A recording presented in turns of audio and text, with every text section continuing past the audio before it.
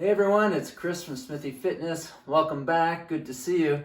Now you know that the whole purpose of my channel is to illustrate that aging doesn't have to be a downward spiral. In fact, we can stay strong and healthy and virile well into our 60s, 70s, and I believe even 80s, and hopefully I can prove that to you in a couple of decades.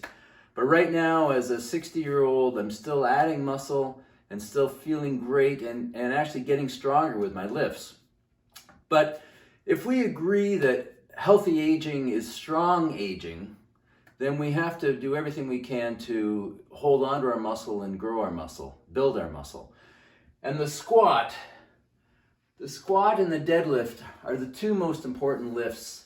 So I talk a lot about farmer's carries, and they are great, they're fantastic, but I'm still getting into the gym and doing the hard work, the hard yards, as one of my friends says, to maximize my strength. So let's talk about the squat. So I consider the squat to be the king of all the lifts, even ahead of deadlifts.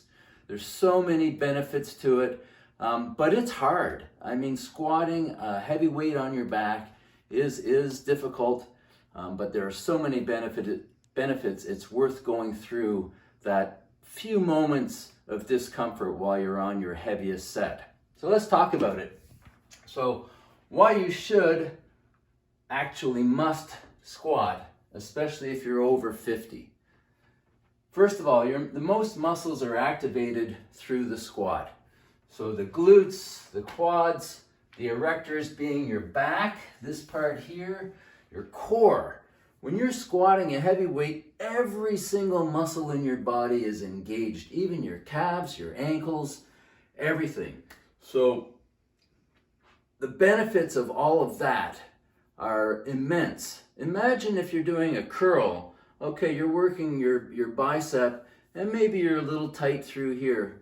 And then think about the squat where you've got 200 pounds on your back or whatever, and you're going to the bottom. That's a far different experience. So the squat works almost all your muscles. It increases your metabolism, so you're going to be burning fat that much faster too when all those muscles are well engaged. So that's fantastic. Now, secondly, is the skeletal system is also stressed. So again, you've got a couple hundred pounds on your back. We know that one of the great causes of death with the elderly is broken bones, broken hip in particular. In fact, that's what did my dad in. Although he was very old, but it still was the end of the line for him, was breaking the hip. And the bones do get more frail and weaker as we get older if we don't do everything we can to combat that. Now, when you've got that weight on your back, the bones are having to work as well. And when there's a stressor placed on the bones, the body reacts and helps the bones to adapt to the stressor by getting thicker and stronger. So your skeletal system is getting stressed and improved. Tendons and ligaments too. I mean, again, you've got that heavy weight on you. Your knee joints, your ankle joint, everything. Even here with your wrist and your shoulders, holding that weight on you is stressing the ligaments and the tendons. And again, that's where injury tends to occur. So if you can strengthen them, you're going to be that much injury resistant as you go through your daily chores. So that's a huge thing. Now, mobility and athleticism also is strongly improved with the squat. You go to the bottom of the squat, and I'll demonstrate that in a few minutes. You've got to have a lot of mobility in your joints to get to the bottom. Your knees, your ankles, your hips in particular. So your mobility is going to improve. Athleticism, as the weight that you're lifting increases, your ability to jump high, to run fast, to change directions also improves. So it's major, and that's why the 17-year-olds and the 22-year-olds, the professional athletes, they're all squatting. They're all trying to get to 500 pounds or a big number in any event. We don't have to do that, but boy, if you can get your body weight on your back or your body weight and a half on your back and do a full squat when you're 60 or 70, man, your life will be awesome. So that's a huge thing. Now, of course, the side effects of all of this is you're getting a big testosterone dump through your endocrine system right after you've had a heavy squat session or a heavy deadlift session. Again, you'll get a little bit of a testosterone dump if you're doing curls, but it's only a little bit versus the full body work of a squat. So we really enjoy this. Now the big testosterone dump really only lasts a few hours, and that's why we need to squat. I recommend squatting twice a week. Again, I'll talk about that a little bit more in a few moments. But overall, I hope I've shown you that squatting is so important that it needs to be part of your program. If you don't know how to squat, or if you haven't done them lately, hire somebody to help you. Hire 5 sessions. It might cost you $500. You know, it's small potatoes compared to your benefit for the longevity of your active life. Okay, so a few stretches I do before I start. I don't do anything major, but I do a few. First of all, I want to get into the squat position. And it's really easy to get here if you're holding on to something. So if you got a piece of furniture or you know, part of the stairs, just hang on to that, get to the bottom. You know, I'm leaning back. You can see from here, you know, I really need this at the moment. Now, by the time I'm finished all my stretches, I'll be able to get to the bottom very easily without any assistance. But you might find that this helps a lot to open up your hips, stretching the groin a little bit through here. And that's just kind of the beginning position. From there, I'll do some, we call these split squats. I'm just going to do 6 aside.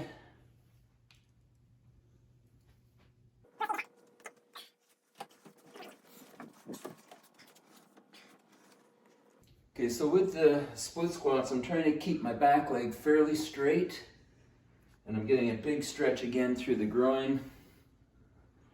6 aside.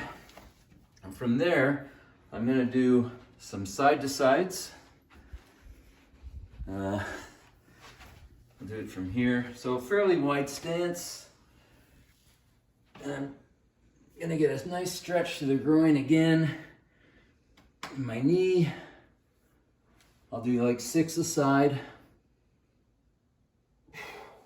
Each one I'm trying to get a bit lower.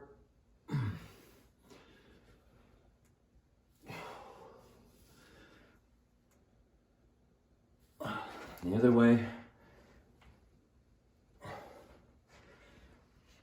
You've seen me do these before in some older videos.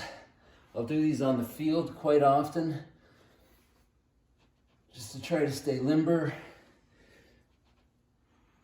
Okay.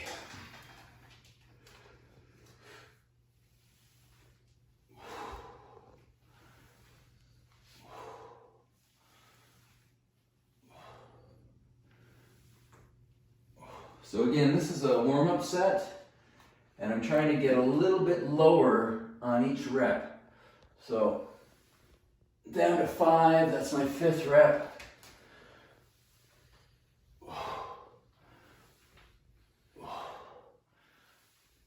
The difference from the first rep to this one is probably about 5 inches. Now I'm at the bottom.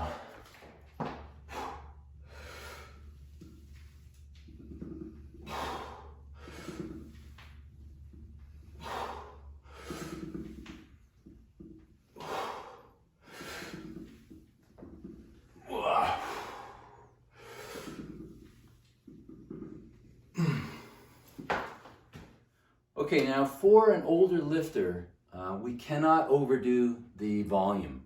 You know, a young person can go 3 sets of 5 at a working weight, a heavy weight, or even 5 sets of 5, and repeat that every 2 days or every 3 days. As a master's lifter, as a 60+ lifter, even 50+, we just cannot hammer that kind of volume. So here's what my workout schedule looks like for the squat. Now I squat twice a week, Tuesdays and Friday right now. On Tuesday, I will go to either 1 heavy set of 5 or 1 heavy set of 3. So this is what today looks like. I'll do the bar, 50 kilos, 70 kilos, 90 kilos, 5 reps of each set. And then I'll do 100 for a triple, And you can see 110, 115, 120 is my goal for today. I don't even know if I'm going to get that. I haven't hit 120 for a triple in a long time. That's about 265 pounds. That's going to push me to the limit for sure. And then on Friday, so one set, that's it. I'm not doing 3 by 3 now. I have to say 110, 115 are also going to tax me pretty darn good. So it's a fair bit of work. On Friday though, I'll just do 2 sets of 5 at 100 kilos. This will be actually moderately comfortable. I won't say easy because it won't be easy, but it'll test me a little bit, but I'm just trying to get blood into the system, just kind of get a response without overtaxing the ability of this whole body to recover. So it's really important we do 1 heavy set of 3 or 1 heavy set of 5 once a week, and that's really all we need to grow and to become better.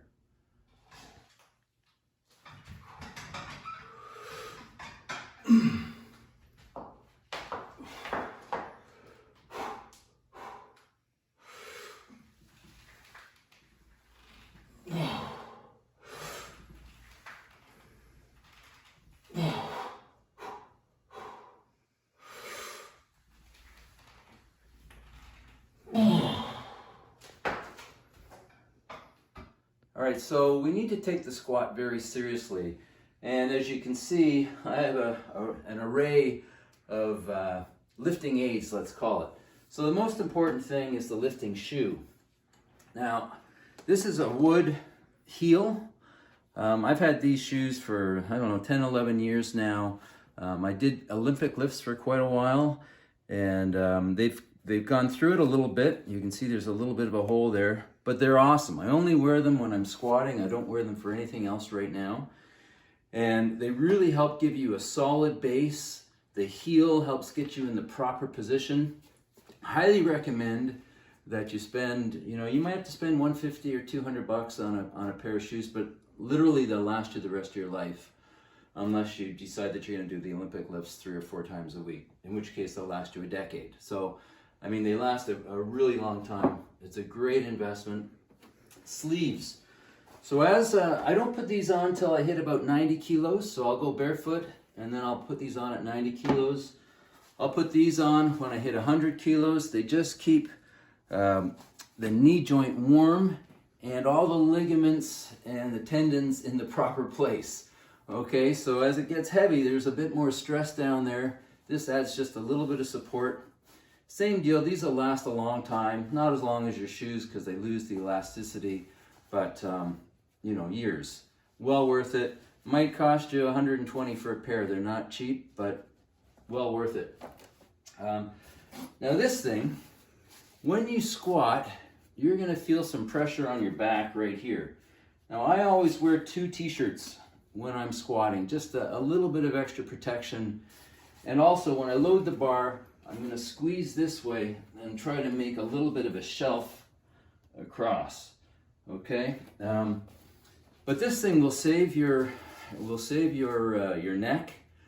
But honestly, it's garbage. Don't use it. It makes the bar off balance, and part of what we're doing is building toughness, and that's putting the bar right on your back. So that thing's crap. Don't use it. Most gyms have it, and lots of people use them. Don't recommend it all. And then the belts. Really, all you need is 1 belt. This was my old belt. It's really quite flimsy. I'll use this when I hit 100 kilos today. When I hit 100 kilos, I'll put this belt on. And then when I hit 110, I'm going to put this guy on. This is really thick. You can see it. And I think it's 10 mil or 1 centimeter thick. And it really does help when you're squatting, because a lot of your squat has to do with your core strength, so that you don't collapse as you're lifting. This keeps you very solid, and then adding a belt gives more support, and then adding the heavy duty belt adds the most support. But again, we don't want to put it in too early in the game. We want to go, with your own strength up until maybe 80% of your peak, 85% of your peak, and then we start to add the belt, and especially as you get to your highest numbers, a good belt will allow you to lift more. Lifting more allows you to get stronger, gets a better testosterone dump, etc., etc. So anything we can do to lift more is well worth it. Okay, I'm about to do 120, aiming for a triple. Listen, if on your top set you're not feeling some level of fear, you're not going heavy enough. I gotta say, this is a little intimidating, but you know, get used to that feeling because those top sets bring that feeling out of you.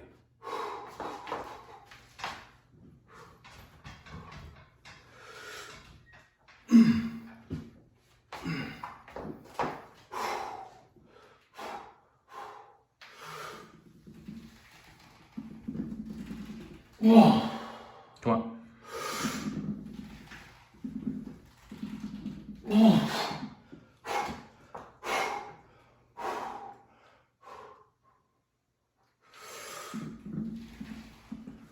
Push. Yeah. Whoa. All right, so that was a bit of a grind. Not perfect form, but not too bad. 120 for a triple. Listen, thanks a lot for checking in. It's a bit of a longer video, but squatting is super important. I highly, highly, highly recommend, and the benefits are enormous. Even your bicep will grow more if you work your legs, because the testosterone dump you get from what I just did envelops the whole body and brings out the growth in the other muscles you're working as well. All right, until next time, see you later.